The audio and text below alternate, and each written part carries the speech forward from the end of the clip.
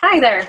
So my name is Kaylee Gubler, and I'm just going to talk today about overeating and some strategies to avoid it. Because especially with these holidays coming up, that's often a time that we binge eat and eat way too much and feel super gross. So the first thing that I'm going to talk about today is going with a plan. So being able to go with a plan is so key. So premeditate it. Like, think about what you really want and what's most important to you. So ask yourself those questions and then decide what you're going to do.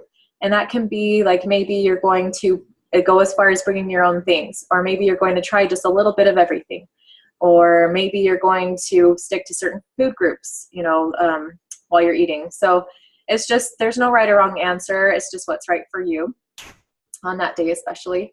I'm going to tell you a story about when last Thanksgiving, it was my first Thanksgiving where I wanted to go and not feel super gross after. And so I went with a plan. I was going to try a little bit of everything, and I did that. I was able to slow down and enjoy the flavors and just really love Thanksgiving. And so I was actually leaving and telling my husband, I'm like, wow, this is the first time I've been able to go to Thanksgiving and not leave feeling sick. And I felt so empowered and awesome.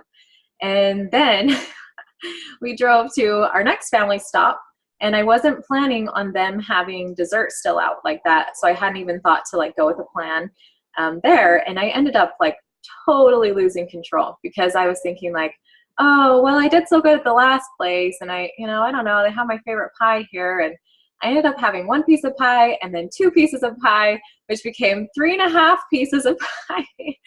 And I felt so sick. I just left that dinner feeling so gross. And I was just like, gosh, I really messed that up, didn't I? But it was good for me to see that, because then it bore my testimony even more of yeah, it is essential to go with a plan. So it's really helpful to know what the things are that are going to be offered to you, so that you can really decide. And beforehand, before it's sitting there and you're smelling it, you're going to decide beforehand what you're going to do with it. So that's super helpful. Also, to go along with that, having an accountability partner. So if you have a health coach, they are the perfect person to tell. Say, hey, coach, these are my goals, and this is what I'd like to do while I'm at dinner or whatever. And they can help you. But if you don't have a coach, or you'd rather use somebody else, use your spouse or your partner, or just a good friend, somebody to hold you accountable. So that's really essential as well. Also, number 2, don't go starving. So I used to do this. I would go starving on purpose so that I could fit a whole bunch of food in my belly. And now it's no, that's not even fun at all, because I feel gross. So whoever invited you to this is probably a health coach. And so they can talk to you about the importance and the benefits of being able to eat every 2 to 3 hours, so small balanced meals. So again, I would say that is so important even on Thanksgiving. So eat 2 to 3 hours before you're going to eat. Just eat something light and healthy. And then 2 to 3 hours later, you'll be hungry, but not famished, where you're going to lose control and just end up eating a whole bunch of stuff because you're starving. So also, number 3 is just being able to focus on the relationships. This was something new that I tried just this last year. I had never really thought about it. I always thought, oh, Thanksgiving's special because of the food. But really, Thanksgiving and Christmas and all those things, they're special because of the family bonds, because of the friends and the friendships and the relationships that you have. And so being able to separate the two, instead of thinking oh, it's the food that gives me warm and fuzzy feelings, being able to realize oh, it's actually my relationships and my conversations with these people that I love that gives me the warm and fuzzy feelings. And so being able to be 100% present when you're eating, and 100% present when you're with your family. So what I would say is, put your fork down between bites. Be able to just don't be talking and eating at the same time. Just when you're talking, stop eating. And then when you're eating, stop talking. And just be enjoying the flavors when you're eating, and thinking about the textures and the taste and the smell. Really being able to just slow down and enjoy the food that's in your mouth. And then when you're not eating, just being able to slow down and be 100% present with your family, and just realize that you love them and that you love talking to them, and just focus on that. And being able to do that and separate the emotion from the food is amazing, because the emotion is happening, all the magic and love is happening with the family, not with the food. So just being able to do that as well. Let's see, what else was I going to say? Oh yeah, so drinking enough water is super, super helpful. No, my computer just kicked me off.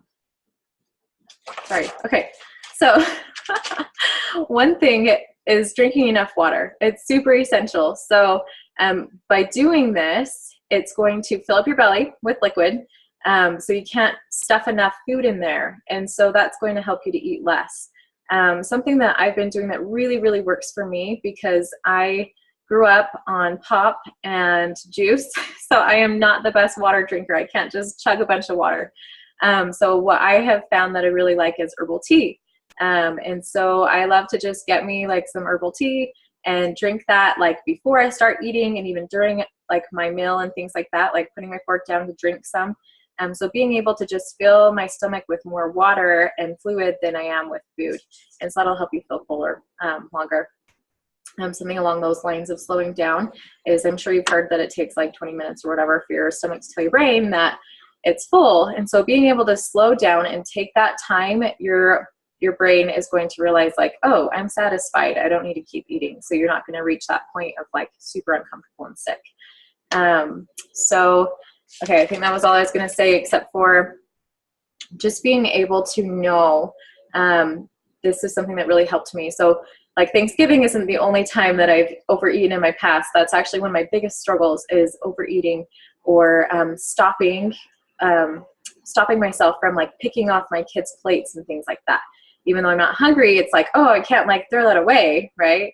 And so something that really stood out to me that I heard from my awesome coach was that it's trash whether it's going in my body, or it's trash if it's in the trash. And so I may as well throw the trash in the trash, because I can only eat a certain amount before my body will stop absorbing the nutrients and the good things out of the food.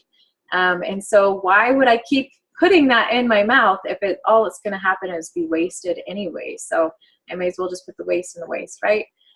So that was something that was very powerful and stuck with me.